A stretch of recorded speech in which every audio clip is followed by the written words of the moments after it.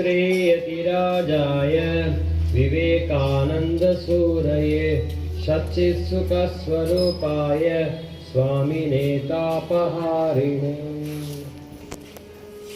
मूर्तमहेश्वरमुज्ज्वलभास्करम् इष्टममरनर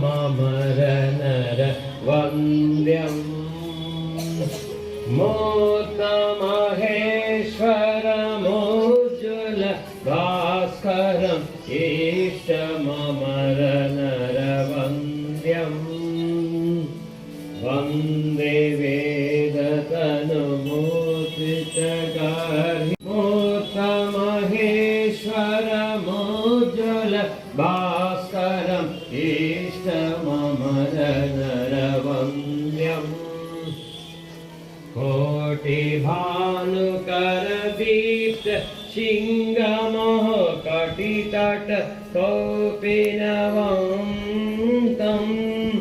कोटिभानुकरदीप्त शिङ्गमः कटितट कौपीनवन्तम् अभिरभिहुङ्कर नर्दित दिङ्मुख अभिरभिहुङ्कर दिङ्मुख प्रचण्ड ताण्डव नृत्यम् मूर्तमहेश्वरमुज्ज्वलभास्करम् इष्टममर नरवन्द्यम् भुक्तिमुक्ति कृपा कटाक्ष प्रेक्षण मददल विदलन दक्षम् भुक्तिमुक्ति कृपा कटाक्ष प्रेक्षण मददल विदलन दक्षम् बालचन्द्रधरमिन्दुवन्द्यमिह बालचन्द्रधर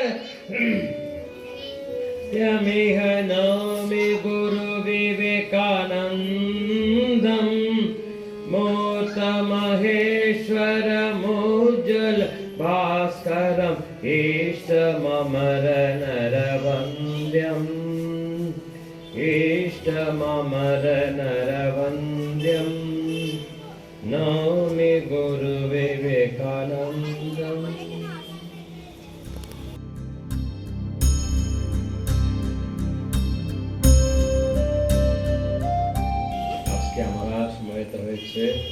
आजादीर अमृत महोत्सव 75 বছরের পূর্ণ উপলক্ষে এর আগে অনুষ্ঠান হয়েছে, এটা আবার শেষ অনুষ্ঠান বছরে। কিছুদিন পরে আমরা স্বাধীনতা দিবস মানাবো। তোমরা সবাই এখানে উপস্থিত হয়েছে। আমাদের মধ্যে উপস্থিত হয়েছে চৈতালি ম্যাডাম, চৈতালি নাথ, তিনি এক্স প্রিন্সিপাল সেই স্কুলের। তাকে আমি আমার মন থেকে আন্তরিকভাবে তাকে স্বাগত জানাচ্ছি। তারপরে আছেন আমাদের আশিসদের বাবু, তাকেও আমি মন থেকে স্বাগত জানাচ্ছি। এবং তোমরা যারা দেশের সন্তান, ভারতবর্ষের সন্তান, ভারতবর্ষের ভবিষ্যৎ, তোমরা যারা এখানে বসে আছো, তারা ভারতকে ভালোবাসবে। স্বামীজির অনেক বই পড়বে, তাহলে স্বামীজি যে কীভাবে ঠাকুর ভারতবর্ষকে ভালোবাসতেন, সেই ভালোবাসাও যেন আমাদের মধ্যে একটুকু থাকে, তাহলে ভালো। তোমরা জীবনে তার মধ্যে একটুকু পালন করার চেষ্টা করবে। সেটা হচ্ছে আজাদ অমৃত মহোৎসব যে আমরা পালন করছি, তাহলে সার্থক হবে। আর তোমরা সবাই সকলকে স্বাগত জানাচ্ছি। এবং আমাদের গার্জিয়ান যারা এসছেন এবং বক্তারা যারা উপস্থিত হয়েছেন, উপস্থিত সকলকে আমি আমাদের আশ্রম পক্ষ থেকে, রামকৃষ্ণ মঠ গার্জিয়ানের পক্ষ থেকে স্বাগত জানাচ্ছি। এবং আমার অনুষ্ঠানটা ভালোভাবে মন দিয়ে শুনবেন এবং স্বামীজির কথা শুনবেন। আর দেশের জন্য স্বামীজি কীভাবে মন প্রাণ দিয়ে করে গেছেন সেটাও শুনবেন, তার জীবনে পালন করার চেষ্টা করবে। এটা হচ্ছে আমার আপনার কাছে সবাইকে স্বাগত জানাই। স্বাগত।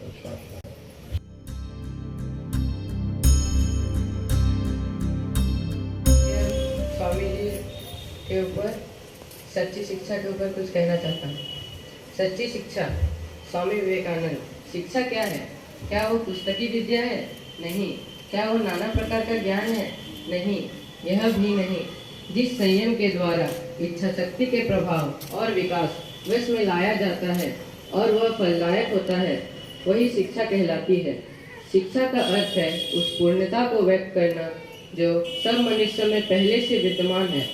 जो शिक्षा साधारण व्यक्ति को जीवन संग्राम में सामर्थ्य नहीं बना सकती, जो मनुष्य में चरित्र बल, परिहित भावना तथा सिंह के समान साहस नहीं ला सकती, वह भी कोई शिक्षा है। जिस शिक्षा के द्वारा जीवन में अपने पैरों पर खड़ा हुआ जाता है, वही है शिक्षा। हमें ऐसी शिक्षा की आवश्यकता है जिससे चरित्र निर्माण हो, मानसिक शक्ति बढ़े, बुद्धि विकसित हो और मनुष्य अपने पैरों पर खड़ा होना सीखे। धन्यवाद। सिंह है। मैं आज स्वामी विवेकानंद जी के अनुप्रेरणा के बारे में कुछ बोलना चाहती हूँ। अनुप्रेरणा स्वामी विवेकानंद जी की स्वयं की कथन में सच्ची सफलता और आनंद का सबसे बड़ा रहस्य यह है, वो पुरुष या स्त्री जो बदले में कुछ नहीं मांगता, पूर्ण रूप से निस्वार्थ व्यक्ति सबसे सफल है।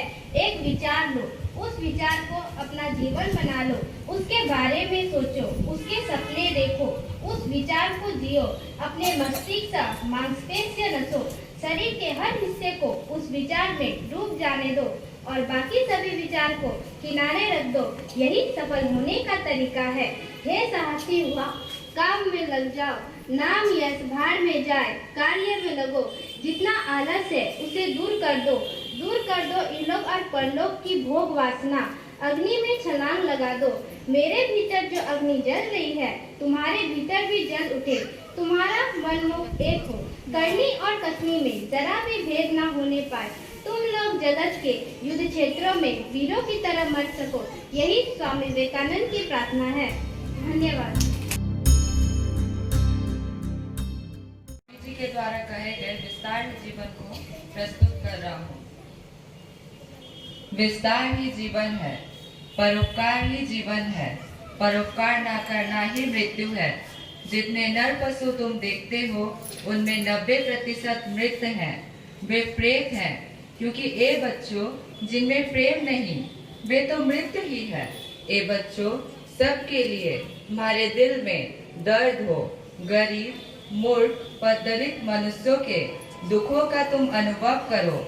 संवेदना से तुम्हारे हृदय की क्रिया रुक जाए, मस्तिष्क चकराने लगे, तुम्हें ऐसा प्रतीत हो कि हम पागल तो नहीं बन रहे हैं। फिर ईश्वर के चरणों में अपना दिल खोल दो, तभी शक्ति, सहायता और अदम्य उत्साह तुम्हें मिल जाएगा।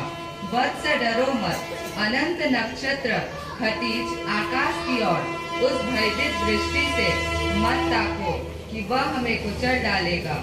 धीरज धरो, फिर तो देखोगे कि कुछ घंटों में वह सब का सब तुम्हारे पैरों तले आ गया है। धीरज धरो। न धन से काम होता है, न नाम से, न यश काम आता है, न विद्या, प्रेम ही से सब कुछ होता है। चरित्र ही कठिनाइयों की संगीन दीवारें तोड़कर अपना रास्ता बना लेता है। उत्साह से हृदय भर लो और सब जगह फैल जाओ। काम करो, काम करो। नेतृत्व करते समय सबके दास हो जाओ। निस्वार्थ हो और कभी एक मित्र के पीछे पीछे दूसरे की निंदा करते मत सुनो। अनंत धैर्य रखो, तभी सफलता तुम्हारे हाथ आएगी। मेरे साहसी बच्चों, आगे बढ़ो, चाहे धन आए या ना आए, आदमी मिले या ना मिले। क्या तुम्हारे पास प्रेम है? क्या तुम्हें ईश्वर पर भरोसा है? बस आगे बढ़ो, तुम्हें कोई न रोक सकेगा। धन्यवाद। सर्वानी चाहते, आज मैं स्वामी विवेकानंद जी के उपदेश सच्चा चरित्र के बारे में कुछ कहने जा रही हूँ। सच्चा चरित्र। स्वामी विवेकानंद, जगत में आज नितांत आवश्यक है चरित्र की। आज जगत उन्हें चाहता है जिसका जीवन प्रेमपूर्ण और स्वार्थ शून्य हो। रुपये से कुछ नहीं होता, नाम से भी कुछ नहीं होता, यश से भी कुछ नहीं होता, विद्वता से भी कुछ नहीं होता, प्रेम से सब होता है। चरित्र ही बाधा विघ्न के वज्रव्रत प्राचीर के बीच से पथ बना लेता है। चरित्र चाहिए ऐसी दृढ़ता और चरित्र बल जिससे मनुष्य किसी एक भाव को दृढ़ता से मृत्यु पर्यंत न पकड़े रहे। पर निंदा बिल्कुल दूर कर दो, तुम्हारा मुंह बंद रहे, हृदय खुल जाए। इस देश तथा सारे जगत का उद्धार करो। तुम में से प्रत्येक को ही सोचना पड़ेगा, समस्त भार तुम्हारे ऊपर है। वीरता से आगे बढ़ो। एक दिन या एक साल में सिद्धि की आशा ना रखो। उच्चतम आदर्श पर दृढ़ रहो, स्थिर रहो, स्वार्थपरता और ईर्ष्या से बचो। आज्ञा पालन, ध्येय के प्रति अनुराग तथा ध्येय के कार्यरूप से परिणत करने के लिए सदा प्रस्तुत रहना। इन तीनों के रहते हुए कोई भी तुम्हें अपने मार्ग से विचलित नहीं कर सकता। धन्यवाद।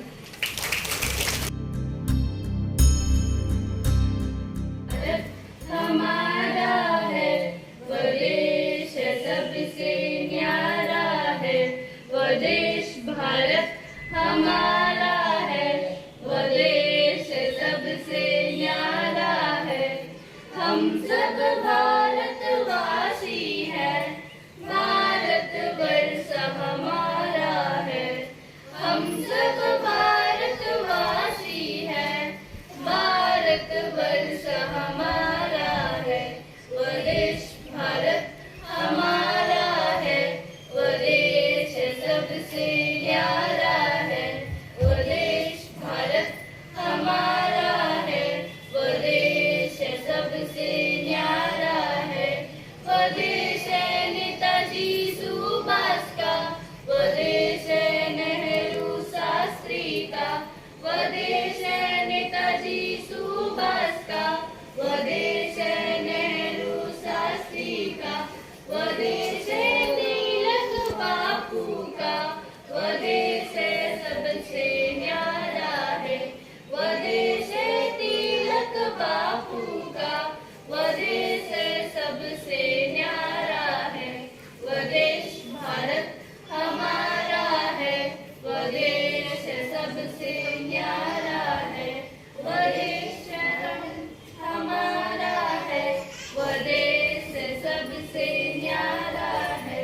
वह देश है राम और कृष्ण का, वह देश है स्वामी जी बुद्ध का, वह देश है राम और कृष्ण का, वह देश है स्वामी जी बुद्ध का, वह देश है रामानुज शंकर का, वह देश है सबसे न्यारा है।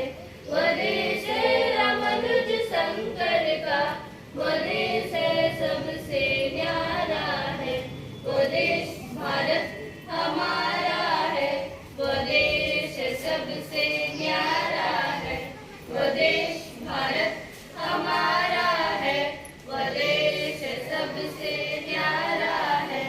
वह देश है तुकाराम तुलसी का, वह देश है नानक कबीर का, वह देश है तुकाराम तुलसी का, वह देश है नानक कबीर का, वह देश है प्रोषद प्रेमी का, वह देश है जग में प्यारा है, वह देश है प्रोषद प्रेमी का, वह देश है जग में प्यारा है। वह देश भारत हमारा है, वह देश सबसे न्यारा है, वह देश भारत हमारा है, वह देश सबसे न्यारा है। वह देश है गांधी मैत्री का, वह देश है सीता शक्ति का, वह देश है गांधी मैत्री का, वह देश है सीता शक्ति का, वह देश है मीरा अल्या का, वह देश है जग से प्यारा है, वह देश है मीरा अल्या का, वह देश है सबसे জগতের মঙ্গলের জন্য বিভিন্ন সময়ে অবতার পুরুষেরা জন্ম নেন মানুষ রূপে।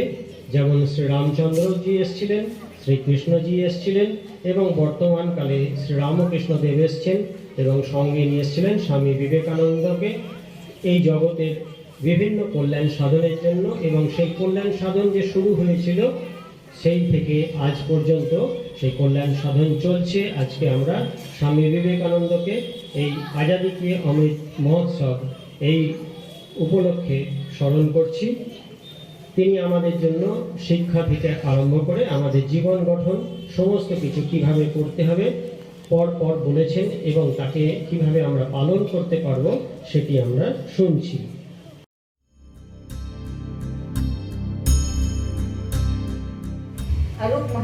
जी, भास्कर महाराज जी,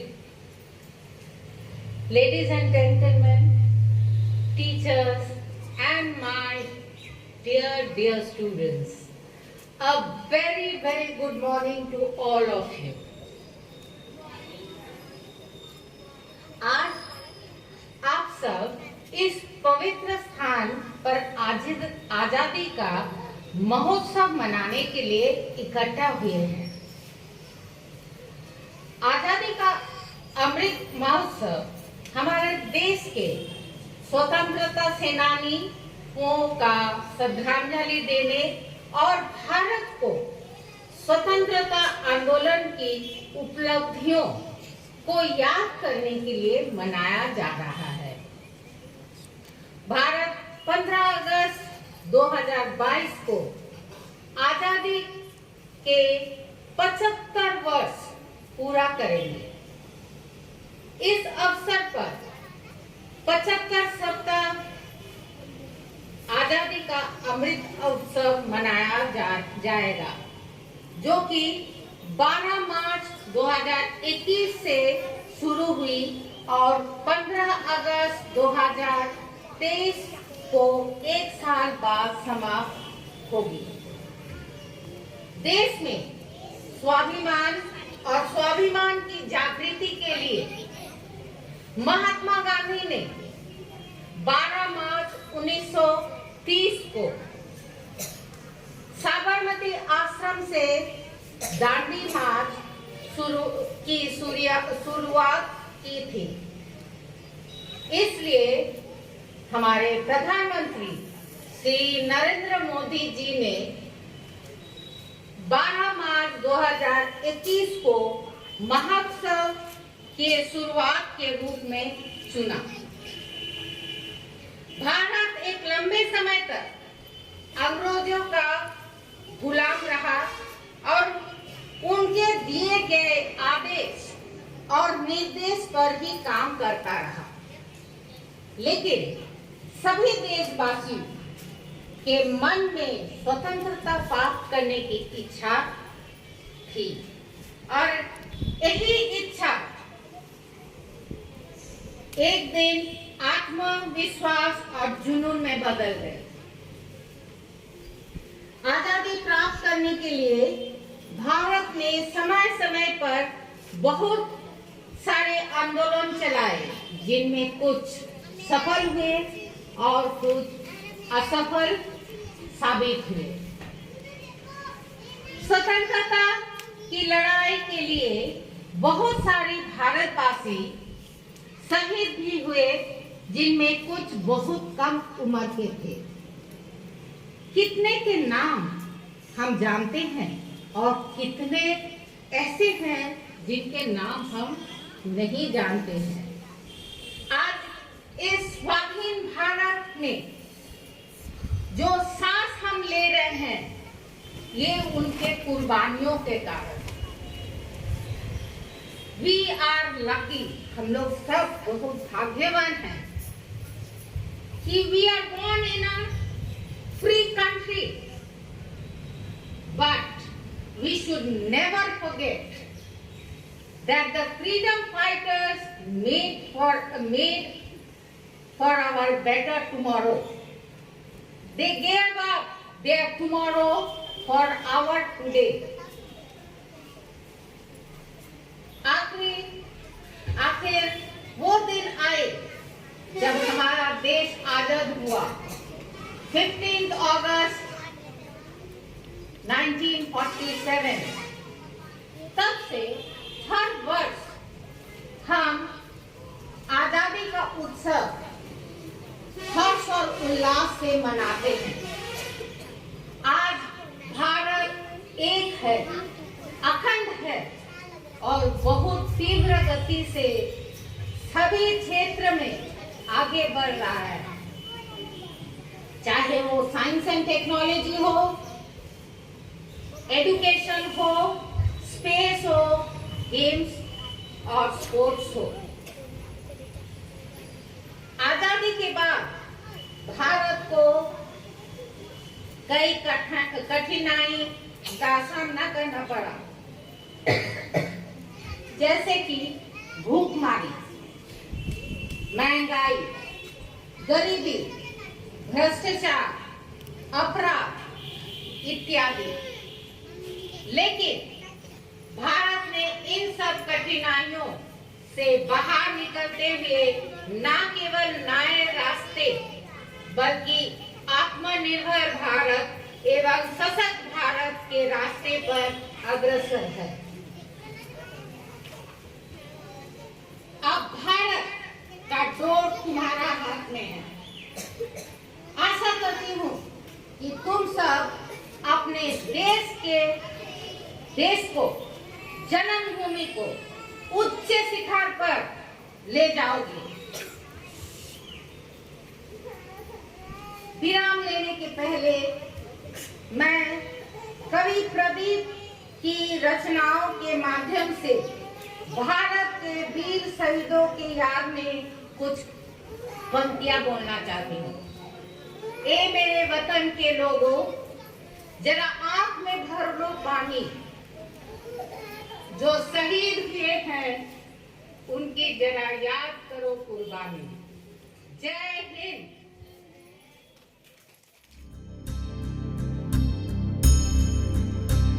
Dev. Today I am going to tell you the story of Vivekananda, the seven sages. There are seven stars in the sky, which people tell are really great seven sages.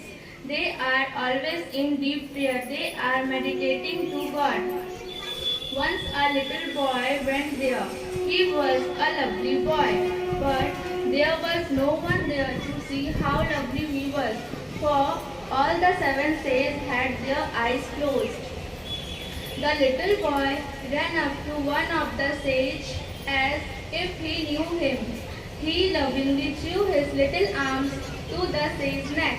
He called and tried to make him open his eyes.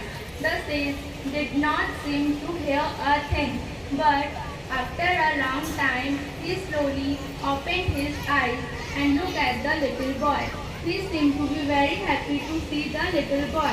The little boy said to the sage, "I am going. You have to go with me." His voice was very sweet. How could the old sage refuse him? But he could not say anything. But her face showed that he wanted to go with the little boy. This all are seen in a vision of the great saint and God-man Sri Ramakrishna. He said that the sage was afterward born as a human being. He was born a man who afterward called Vivekananda. Who was the little boy then? He was Sri Ramakrishna himself. When Sri Ramachandra came, he brought Hanuman with him.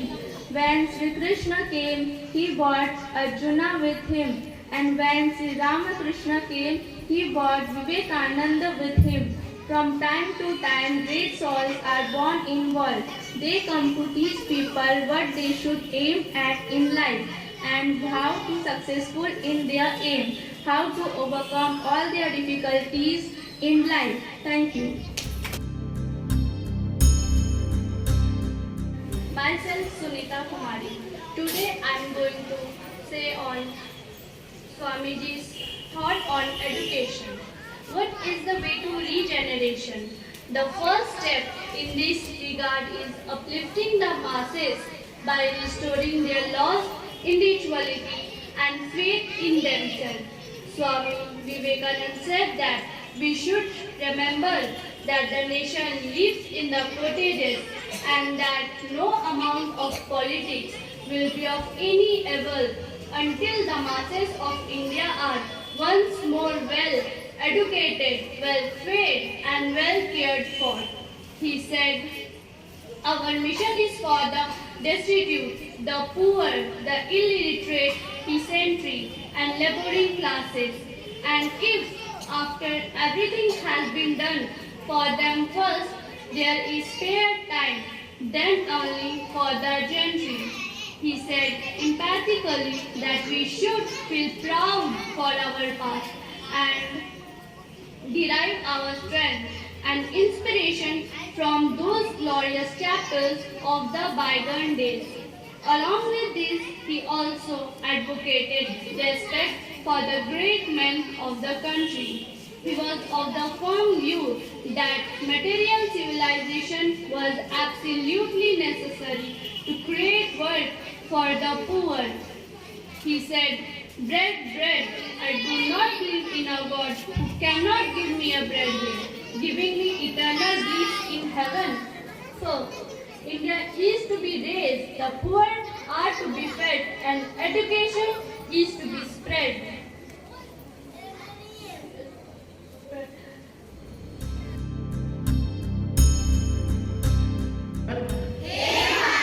तुम मत भूलना कि तुम्हारी स्त्रियों का आदर्श सीता, सावित्री, दमयंती है। मत भूलना कि तुम्हारी उपास्य सर्वत्यागी उमानाथ शंकर है। मत भूलना कि तुम्हारा विवाह, धन और तुम्हारा जीवन इंद्रिय सुख के लिए, अपने व्यक्तिगत सुख के लिए नहीं है। मत भूलना कि तुम जन्म से ही माता के बलि स्वरूप रखे गए हो। मत भूलना कि तुम्हारा समाज उस विराट महामाया की छाया मात्र है। तुम मत भूलना कि नीच, अज्ञानी, दरिद्र, चमार और मेहतर तुम्हारा रक्त और तुम्हारे भाई है। ए वीर, साहस का आश्रय लो, गर्व से बोलो कि मैं भारतवासी हूँ और प्रत्येक भारतवासी मेरा भाई है। बोलो कि अज्ञानी भारतवासी, दरिद्र भारतवासी, ब्राह्मण भारतवासी, चंडाल भारतवासी सब मेरे भाई है। तुम भी कटिमात्र वस्त्रावृत होकर गर्व से पुकार कर कहो कि भारतवासी मेरा भाई है, भारतवासी मेरे प्राण है। भारत की देव देवियां मेरे ईश्वर है। भारत का समाज मेरी शिशु सज्जा, मेरे यौवन का उपवन और मेरे वार्धक्य की वाराणसी है। भाई बोलो कि भारत की मिट्टी मेरा स्वर्ग है। भारत के कल्याण में मेरा कल्याण है और रात दिन कहते रहो कि हे गौरीनाथ, हे जगदम्बे, मुझे मनुष्यत्व दो। माँ, मेरी दुर्बलता और कापुरुषता दूर कर दो, मुझे मनुष्य बनाओ।